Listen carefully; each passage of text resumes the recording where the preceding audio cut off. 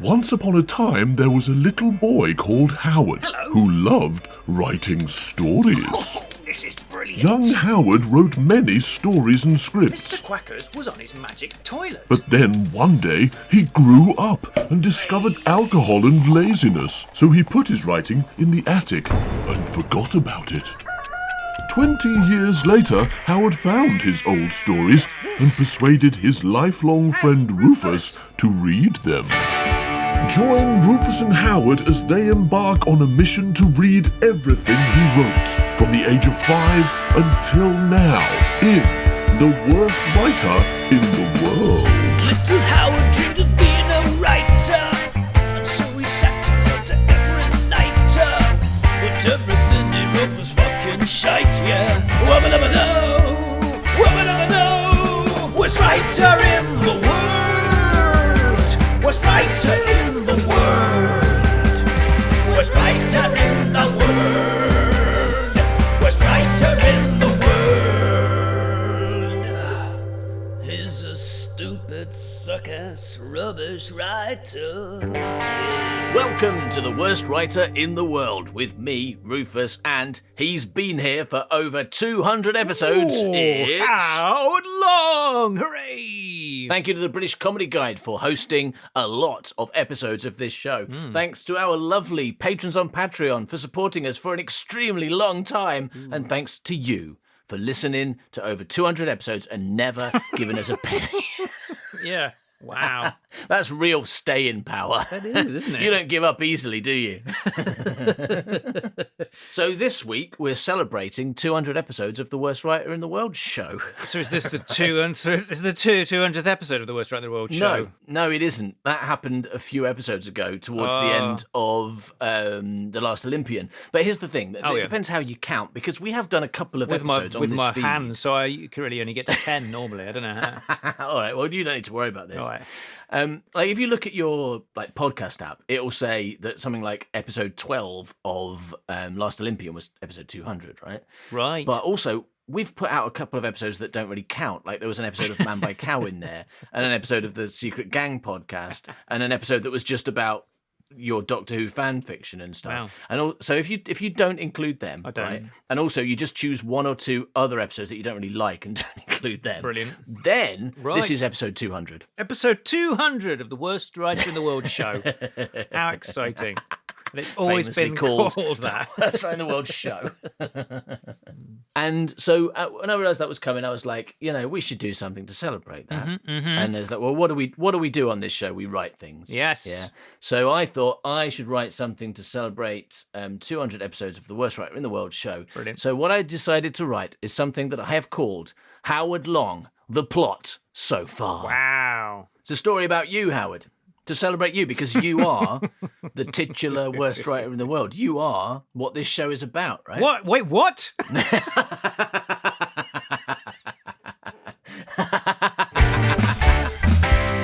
All right, so if this is the first episode of the worst writer in the world you've ever listened to, then I'd like you to stop listening now, please, and go and start with pretty much any other story. Because this and the next episode, this story is basically, as it's called, The Plot So Far, it's going to be very, it's going to reference other stories a lot. And if you listen to this first, it's going to make absolutely zero sense. And it's going to make you think this podcast is rubbish. And whether that's true or not, it's not fair to decide based on this episode. All right, let's get started, shall we? Yes, please.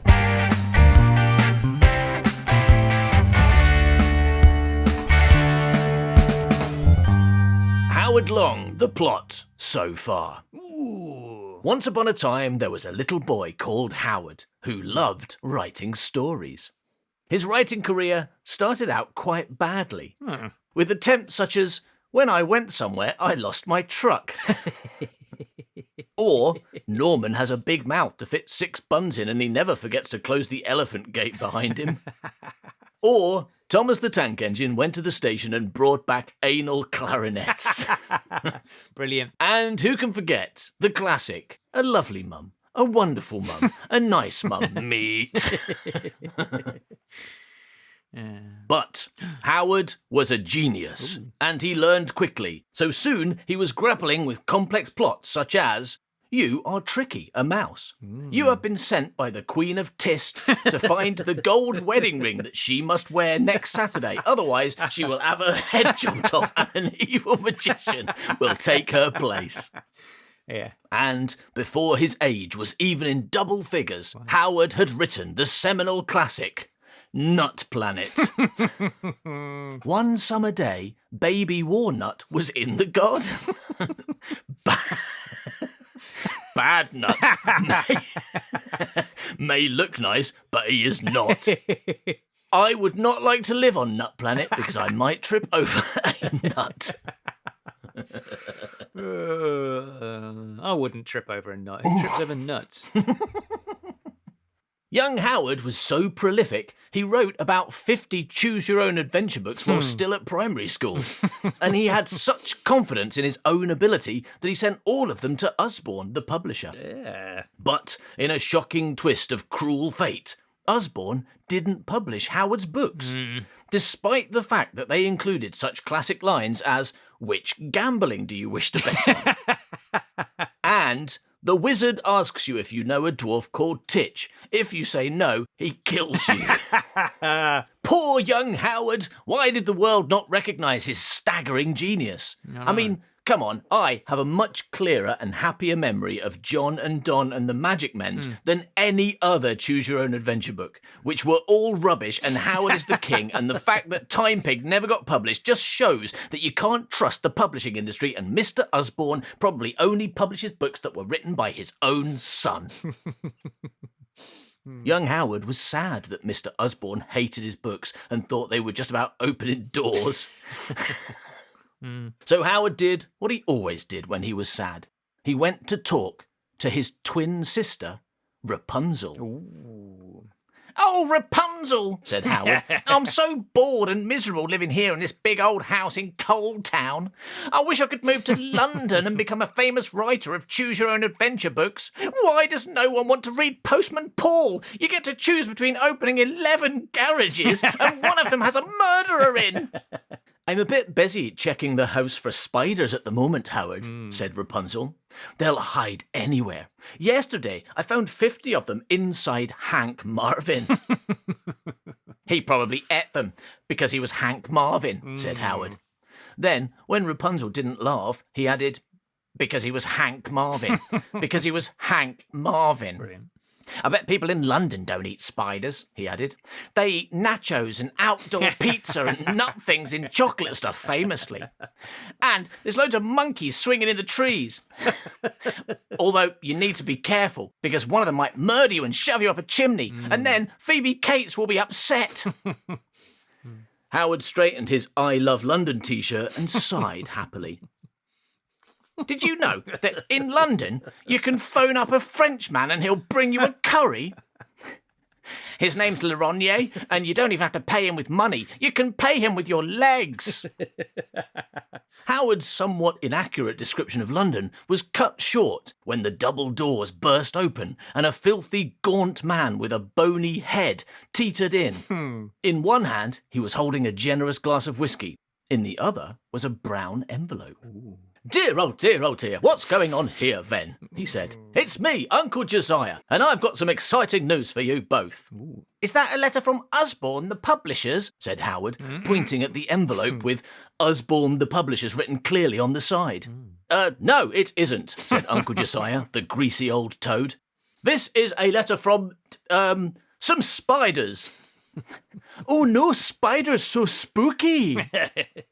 "Yes, it's a letter from 800 spiders who want to come and stay here next week. And I'm going to say yes because they're my spider babies." "Oh no, Uncle Josiah, I don't like spiders, and that's also why I don't like Hank Marvin." "Well, he is full of spiders," said Uncle Josiah, the sweaty ham. "But don't worry, I've organised for you two to go on a bus trip for gifted children all next week. So you won't be here when I meet with Usborne the publishers and pretend to be called Howard so I can steal all your money."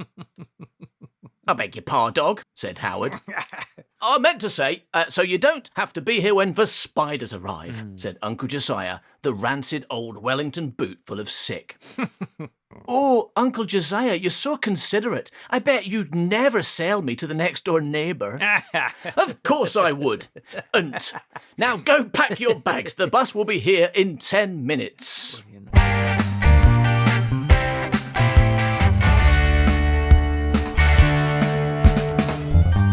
Be quiet back there, shouted the driver, who was, rather improbably, called Rafe Dix.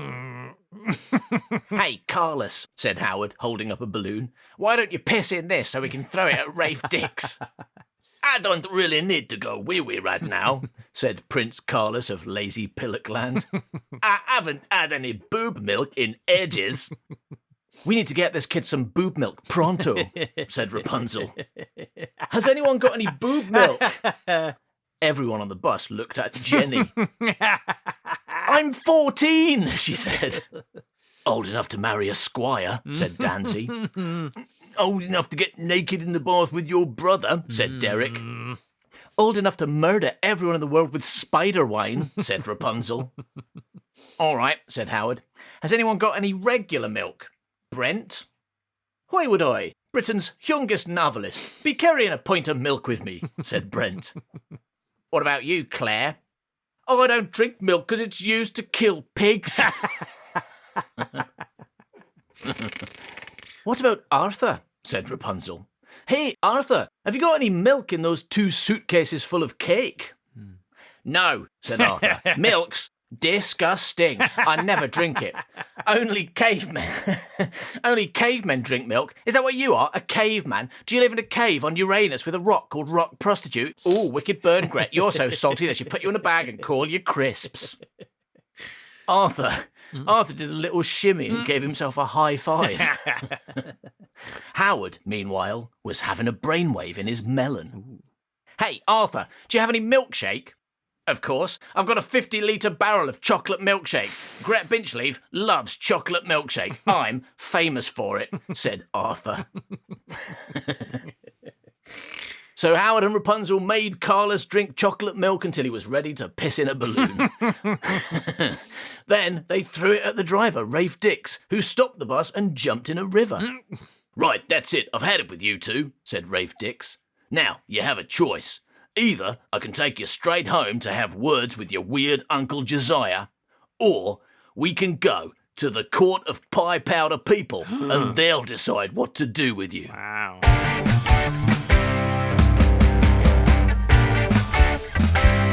Howard and Rapunzel didn't much like either of those options, but in the end they decided to go home, as they had no idea what the court of pie powder people was, and consequently it was quite scary.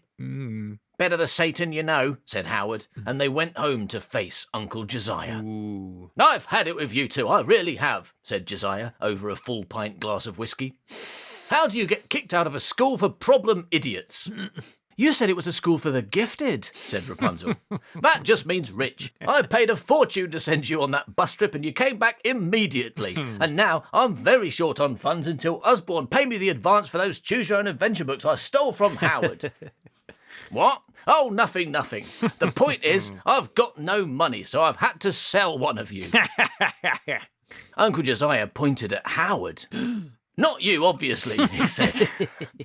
No one wanted to buy the boy one. And besides, I need to keep you in case you write more Choose Your Own Adventure books that I can steal and sell. Oh, nothing. So I sold Rapunzel to the next door neighbour. Not, said Rapunzel with fear in her voice. Squire Allen? That's right, I've sold you to Squire Allen. He's coming to pick you up tomorrow and he's going to give me a load of chickens and a turkey that he says randomly got in his car. So, Yeah. let's finish that story off. So, Rapunzel, put a nice necklace on and be ready to move out. Howard, go and do the dishes or something. You can use the new frying pan cleaner that I bought from Mr. Quacker's. Uncle Josiah finished his whiskey in a single gulp and stalked from the room. Oh, Howard, what are we going to do? I don't want to live with Squire Allen. He's all old and stinky and mean. And his name's Allen, which is the most unforgivable thing about him. Whatever shall I do? I've got a plan, said Howard. You give me your necklace and clothes and pants. And I'll pretend to be you, and I'll go live with him and marry him and have sex with him. Why do you think that will work? Because we're identical twins, so he'll never know the difference. Unless he sees me naked in the bath, and even then I reckon I can bluff my way out of it. I could. Howard, we're not identical, said Rapunzel. We're also not twins. I'm quite a lot older than you know that, right? It's the perfect plan, said Howard, turning into Greenwich Leaf quite badly at this Yeah, point. it's fine. It's the perfect plan, said Howard. Yeah. Now, take your pants off and hand them over.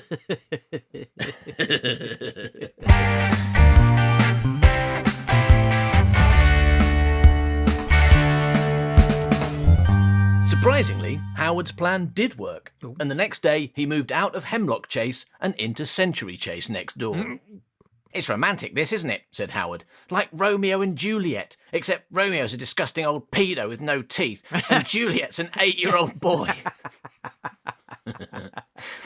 What? Oh, nothing, said Howard. So, are we going to have sex now? No, I didn't buy you for sex, said Squire Allen. I bought you to say nice things to me. I beg your pardon, said Howard, said Cred. I beg your pardon, said Howard. Yeah. I can't do it. I've got quite low self-esteem, said the Squire. I think it's because I've always felt inferior to Squire Vallon, who lives on the other side of your house. He always beat me in the 500-metre sprint at Squire School, and he always wins at Squire Monopoly. And he's not called Alan, the lucky bastard. And you should see his wife. She's a fully adult 13-year-old girl, not an 8-year-old boy like you obviously are. I'm not sure that a 13-year-old girl is an adult, said Howard. Agree to disagree, said Squire Allen.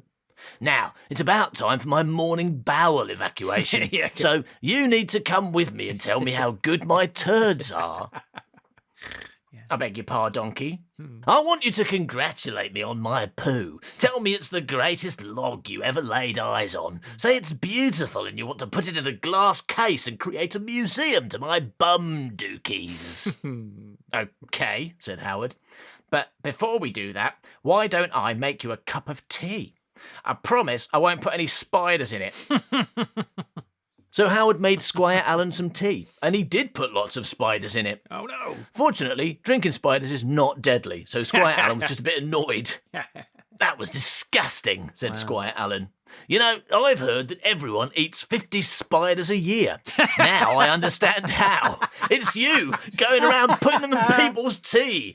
I'm starting to regret buying you. I think I'll return you and see if your uncle will refund my chickens and that turkey that got in my car.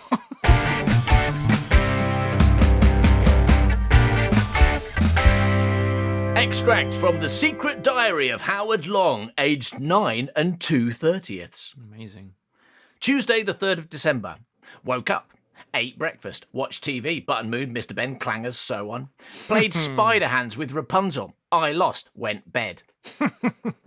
Wednesday the 4th of December. Woke up, went on a bus trip, threw balloon of piss at driver, came home. Uncle Josiah said he sold Rapunzel to the neighbour, went bed. Thursday the 5th of December. Woke up. Squire Allen came to pick up Rapunzel, but I put her pants on and went instead. Tried to murder Squire Allen with spiders, but it didn't work. Came home, went bed. Friday the 6th of December. Woke up. Decided to go see how Rapunzel had been getting along without me. Discovered she had died of window disease while I was living next door for 10 minutes. Cried, went bed. Saturday the 7th of December. No school today, Brill. No, hang on. I forgot that I like school because I'm a massive nerd loser. So when I found out there was no school, I cried. And then I cried some more because girls exist. Did homework. Wrote 3 choose-your-own-adventure books all about opening doors. Then, in the afternoon, my good friend Smith came round and said he wanted to bet on something. Brilliant. So we raced our bikes down the sewer. Smith got eaten by a mole, so I think I won. Went bed. Sunday the 8th of December. Woke up. Decided to go down the quarry to meet my gang. Jay dared me to jump over the quarry pit on my bike. I said no because it was impossible, and he called me Frady Scaredy Shit Pants, so I cried. So I cried. Then he called me Frady Scaredy Shit Pants Crybaby, so I stopped crying. Then I went home for dinner and had to sit next to my mum, who is a girl, so I cried again. Went bed. Yeah. Monday the 9th of December. Woke up, went school, brill, got 19 out of 20 and a merit from Mr. Cotton because I did a particularly clever fart in class. Mr. Cotton said that quality farting showed quality bean consumption, and that meant I didn't have Aldi beans in my cupboard, and therefore I was posh and good. Yes. Then he called Robert poor, fat and stupid, and said he needed to be punished with 3 whips, whip, whip, whip. Robert started crying, so Mr. Cotton gave him 3 more whips, whip, whip, whip, and then we all went home, whip, whip, whip, bed. Tuesday the 10th of December. Woke up, went school, came home, played Lego with Rufus. I won.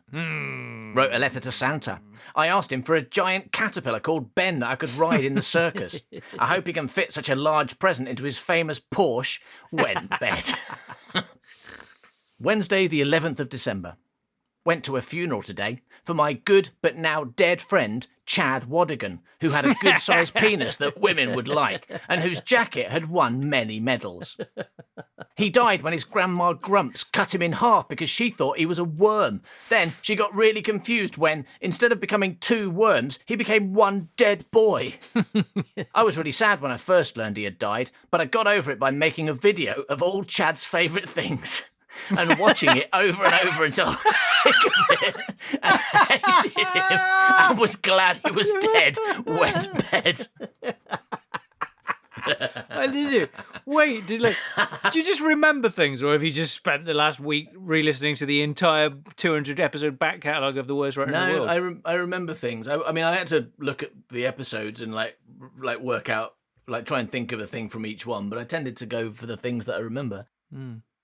Thursday, the 12th of December. Woke up, watched TV, A-Team and other things in bed. I am going to the cinema tonight to see an exciting new film. My favourite film is Every Which Way But Loose, because I like it when the gorilla smokes a cigar.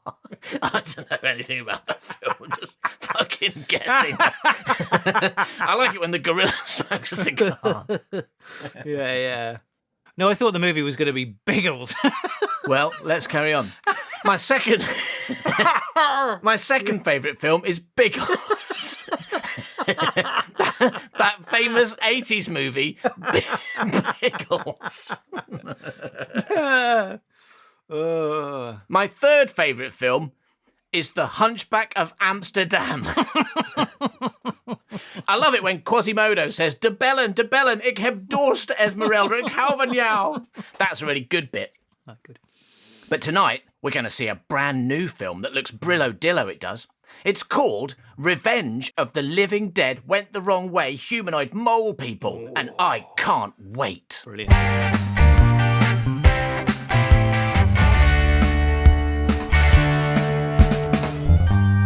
Cut to many years later. Howard was, quite frankly, too old to be going to the cinema to watch films called Revenge of the Living Dead Went the Wrong Way, Humanoid Mole People. But go to the cinema he did do, and he was do, and he have do. God, I love films about moles, said Howard, as he walked home from the cinema with his 2 best friends, Eric Jenkins and Satan. Satan? They're not actual moles, said Eric. They're humanoid mole people. I love every one of the 1,061 films about humanoid mole people, obviously, said Howard. But I think that one's my favourite. I must have seen it 200 times. Wow. I didn't like the characterisation of Satan in that film, said Satan. They removed all my gravitas and made me seem ridiculous. Gravitas. I thought it was wicked cool, said Howard. My favourite character was Len Liddragon. It was. Yeah. I loved it when he got in that lift and... well, just when he got in the lift. My favourite character was Mathy Man, said Eric Jenkins. Although, coming in a close second was Can Only See One Colour Steve. Yeah, well, it was quite telltale that our favourite characters, because they are our favourite characters from are ones that didn't actually exist in the original draft. All right, but Satan's still got to say his favourite. Okay. My favourite character was the Cyber Lord, said Satan. What? Said Eric and Howard. I mean Satan, Lord High Satan of the underworld. He was great. I like the way he kept drilling for balleranium. A balleranium. They arrived at Eric Jenkins' house, where Eric had said they could all go and drink milk together. And his wife definitely wouldn't mind. Just don't talk about humanoid mole people in front of her. She hates them and me and you. As the three moviegoers walked into Eric's house, they found a big hole in the floor of his blue kitchen and his wife's severed head rolling around like a football. Illu, illu, illu, said PC Andrew Wilkinson, who was on patrol and happened to be passing. Looks like someone committed a crime. Crime, said Howard.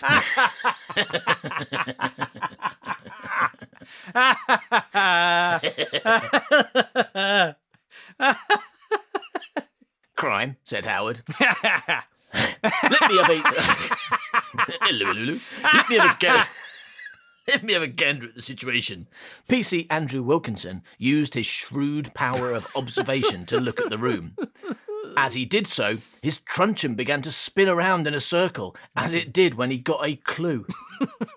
It's obvious who done it, said Andrew Wilkinson. It can't have been Eric Jenkins, because whoever heard of a man killing his own wife?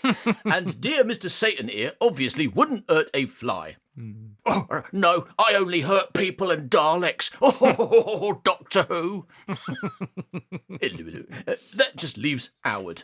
It's a fair cop. You have the right to be arrested by me. Howard languished in jail with a G for days. And the worst part was that he couldn't watch mole movies. And the other worst part was that he was in jail with a G.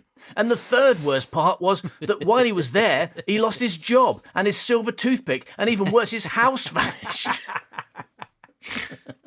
What's that noise? Said Howard. Footsteps coming down the corridor, coming to get me. Howard had become convinced that humanoid mole people were real and they'd killed Eric Jenkins' wife.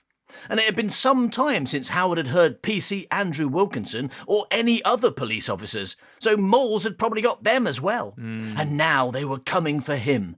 The footsteps were drawing closer and closer. There could only be one explanation. Howard knew exactly who was about to turn the corner.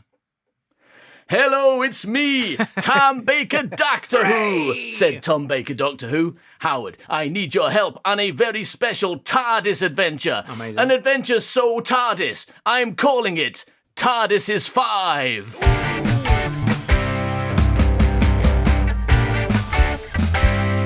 Subjectively not long after, Howard and Tom Baker Doctor Who were facing the Cyberlord in his massive drill. Stop fucking drilling, okay? Said Tom Baker Doctor Who. And stop spraying gold on Daleks. I'm fucking sick of you cyber losers. But if I stop drilling, what will I do with my massive long drill? I don't know. Why don't you turn it into a train? Has it got a hairdressing carriage? Listen, I'll agree to stop drilling, said the Cyberlord, if you tell this twazzock to let go of my head. I'm restraining his head, shouted Howard. I've got his head fully restrained. I can't let my head unit get too hot or it'll fail. And you know what that means? It means I'll have to go into a primitive state of hibernation to fix it. And what if my Caltron is active? No one, including the Cyberlord, had a clue what any of that meant. You know, you sound very familiar, Howard said to the Cyberlord without letting go of his head. Did you used to be red instead of gold, have horns instead of handles, and call yourself Lord Satan instead of Cyberlord? No, I don't know what you're talking about. Me, go to the cinema to watch movies about humanoid mole people? Oh, never. You really do remind me of Satan, said Howard. You know what this whole situation reminds me of, said Tom Baker Doctor Who. It reminds me of when I went to visit my good friend Richard Bryars in Hospital. He's a very famous TV actor and rat. And he was in hospital because some kids had stapled his feet to a brick or something. Anyway, there was this badger there, and a mole, and a fucking frog. And I thought, well, this isn't very hygienic, so I shot them all with my famous gun.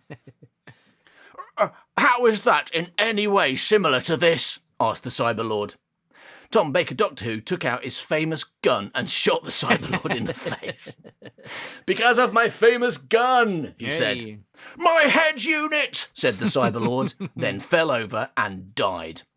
Let's see you drill your way out of that one, said Tom Baker Doctor Who. Hey, said a cyber voice behind them. What did you do to my boyfriend? Tom Baker Doctor Who and Howard spun around like confused Daleks to find Vaughn the Cyberman facing them with a very unusual gun. Oh shit, he's got the brain-scrambling gun. Don't scramble my brains. You shot my gold boyfriend right in the head unit. It doesn't matter how long he spends in a primitive state of hibernation, that's never going to grow back. Vaughn the Cyberman shot Tom Baker Doctor Who in the noggin. My brain! He's scrambling my brain! Shouted Tom Baker Doctor Who. I'm becoming stupider. I'm forgetting how gravity works. I'll never be able to land in my own he-portal watch now. I don't even know what a he-portal watch is. TT! What? Said Howard. Nothing, said Tom Baker Doctor Who. Quick, Howard, we'd better get in my time TARDIS and take you back home to the past before I forget how the thing works. Little Howard dreamed of being a writer, and so he sat and wrote every night. But everything he wrote was fucking shite, yeah. Wubba-dubba-doo, wubba-dubba-doo. Worst writer in the world, worst writer in the world, worst writer in the world, worst writer in the world.